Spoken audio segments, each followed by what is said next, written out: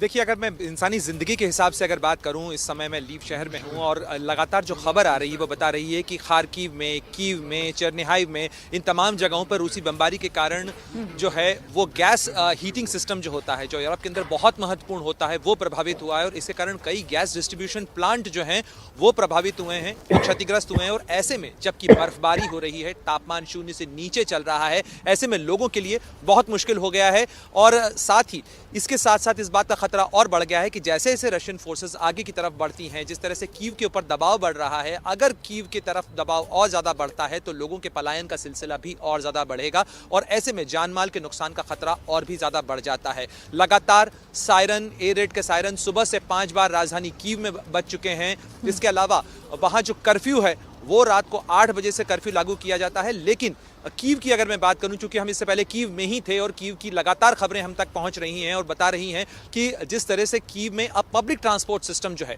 वो न के बराबर चल रहा है। ऐसे में जो सबवेज में लोग रह रहे हैं, दवाइयों की जो ज़रूरतें पड़ रही हैं लोगों को, उसकी मुश्किलें सामने आ रही हैं। हालांकि कोशिशें इस बात की चल रही हैं कि सिस्टम को अप रखा जाए। और बीते 10 दिनों के अंदर, चूंकि इस लड़ाई का आज 10वां दिन है, अकेले कीव के अंदर करीब करीब 400 बच्चों का जन्म भी हुआ है इस मैदान जंग के अंदर, अकेली राजधानी कीव के अंदर। और अब भी सारी कोशिशें इस चीज़ को लेकर चल रही कि किसी तरीके से कीव के किले को बचाया जा सके, किसी तरीके से एक ब्रेव फ्रंट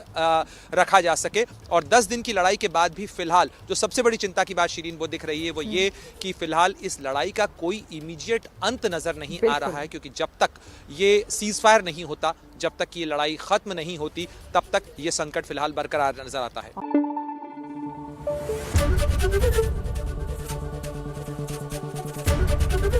एबीपी न्यूज आपको रखे आगे।